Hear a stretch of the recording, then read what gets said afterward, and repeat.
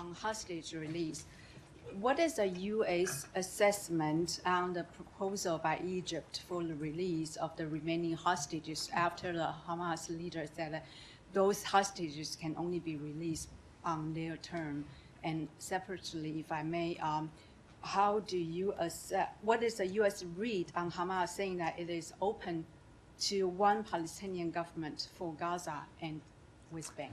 So again, as it relates to hostage, I'm just not going to negotiate in public. I don't think it's productive or useful for the situation to do so. We are going to continue to engage in quiet conversations behind closed doors to try to achieve the release of hostages. The work that we've done to date has resulted in the release of more than 100 hostages, and we will continue to pursue that work, but it's work we will do in private, not in public. As opposed to, or as it pertains to the second question you asked, look, we have said very clearly that we believe at the end of this conflict, what we ultimately want to see is Gaza and the West Bank reunited under Palestinian leadership. That said, Hamas is a terrorist organization, and we have made quite clear our position on Hamas, or I should say, we have made quite clear our position that Gaza cannot once again serve as a launching pad for terrorist attacks against Israel. That's not real security for the Israeli public.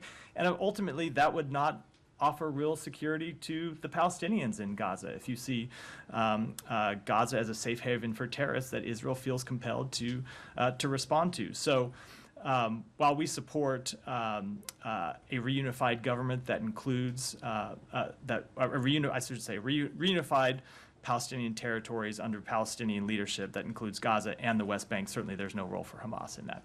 Can I also ask about the POWs swap between Russia and Ukraine? Or do you want to address that later? No, I would leave it to those two countries to address. So nothing to say? I would leave it to Ukraine to comment on that. Go ahead, Shannon. On hostage talks, has the U.S. assessed that a willingness to strike Hamas officials outside of Gaza might have a chilling effect on those talks or on Hamas's ability to communicate with important interlocutors like Qatar? So Hamas has the ability to communicate with the Qataris. They've been able to communicate with them since the outset of this conflict. There are Hamas officials who are in Doha, and they know quite well how to reach Qatari interlocutors as well as Egyptian interlocutors, which is how we were able to achieve the first pause that resulted in the release of more than 100 hostages.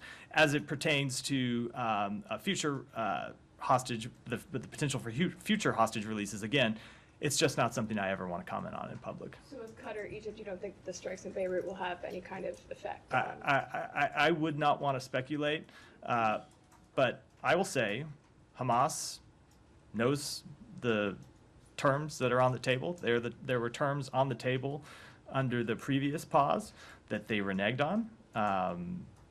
Stopped releasing hostages. They could begin to release hostages again. It would result in another pause that would make it easier to deliver humanitarian assistance to the people of Gaza, and they have so far refused to do so. We, of course, hope that they will reconsider, but as it pertains to any specific points of negotiation, I don't want to speak to those in public.